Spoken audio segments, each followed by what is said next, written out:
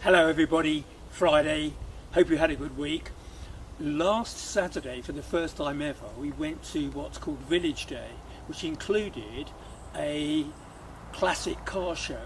Amazing, the range of vintage vehicles in our village that people turned up with. There were Aston Martins, 1910 Aston Martin, a Porsche that wasn't even really a Porsche, but it'd been done over hugely. Wonderful other things. I'll put some stills across on my Tumblr and you can have a look if you're interested, or just ask me and I can send you a set of pictures. Set me thinking, of course, about men and cars. We still haven't resolved girls and horses, but there's certainly something about engines. When I was flying, which is the most wonderful thing in the world, somebody said to me after I'd finished my first solo flight as part of the training, how was it? And I said, it's like sex for the first time. You're scared rigid and you can't wait to do it again. And there's a wonderful moment where you've been given authority to turn onto the runway, which means you own it, it's yours, and you say to your co-pilot, is there any reason why we shouldn't continue? Your co-pilot says T's and P's, pressures and temperatures are good, we're on the runway we think we are, we have air traffic control, full power, and then you just watch the speedo and lift off. Wonderful moment. Well, this thing goes faster than a Piper Cherokee would, never mind a little Cessna 152 or something like that. My first wonderful car, aren't I a lucky guy, was a Mitsubishi FTO, which is an illegal import, or at least a grey import into Europe.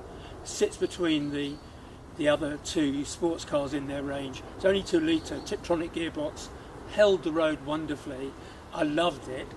In the end the gearbox failed. And then I had 2 Fiat Coupes, both destroyed by uninsured 18-year-olds, not driving, hitting me whilst I was stationary, honestly. So how I came by this was my mate Ross, who's a first engineer, naval engineer in the village. We promised each other a long time ago, he was about 17 at the time, that we would one day co-own a TVR. This is a Tuscan. Well, he subsequently went off and he's got a Trans Am 7.5 litre, which he co-owns with his brother, which when he starts up I can hear on the other side of the village. Absolutely awesome car. So that's how I came by this. Most of these are 4 litre. It's a Rover Straight 6. Under here I can't get to the engine.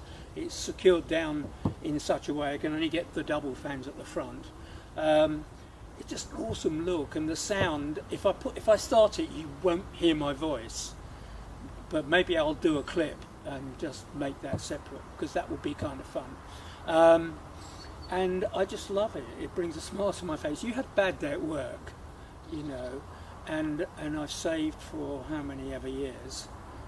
Wonderful. Some guys who are kind of, I mean, I'm working, but some guys who are retired, they play golf or they own a little boat or whatever. They go on cruises. I'm not into really any of those things, although I have sailed a bit. This just is such fun, and I'm just so lucky. I have to say, Dave's got a Astra VXR, and it's awesome. Only 2 litre, but up to 40, because the gearbox is really slick. He can outdo me on this, but when I get to 120, I just goodbye, smoke in my mirror, really. Eat my dust, boy. I don't speed. Tell me about cars, okay? Leave a message, like, subscribe, all of those things. I don't want to be show-offy, of course, but you can't own a car like this if you're too modest and you're a wallflower, and it just brings a smile to my face. Whatever you're doing this weekend, have a great time, enjoy the weather, I hope it doesn't rain on you, whichever part of the world you're in. Keep your partners and your loved ones close to you, and and I'll see you next week. Okay, bye bye.